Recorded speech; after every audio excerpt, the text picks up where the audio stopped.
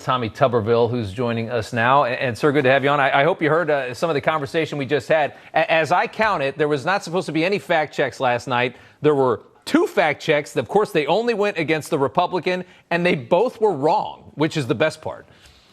Yeah, well, the old ball coach got run out of the stadium last night. He was like the junior varsity team. What a mess that was. I tell you, I actually enjoyed the debate because there was some policy talk.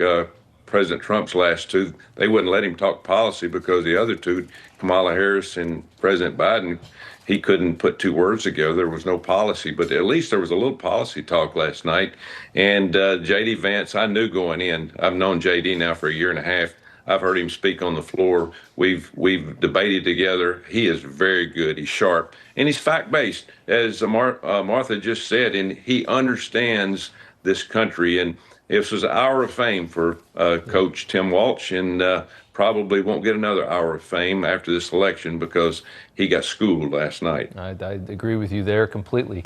I want to change the subject here for a second. I want to talk about Special Prosecutor Jack Smith, who's gone full Democrat operative, dumping out an October surprise the day after Tim Walz loses the debate, which gives the media the perfect excuse to stop talking about the debate because they don't want to talk about that, and showing a tactic to get around this immunity ruling that he hates so much. He's now saying Trump extensively used private actors and his campaign infrastructure to attempt to overturn the election results and operated in a private capacity as a candidate for office. So now he's just flipping the whole script of his case to try and weasel around what the Supreme Court has said. I mean, Trump said march to the Capitol peacefully and patriotically. They found no connection between Trump and the rioters on January 6th. And on January 28th, he left the White House peacefully and headed to Florida.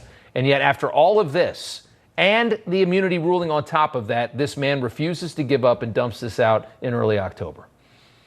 Well, he's a political hack. We all know that. He's bought and paid for.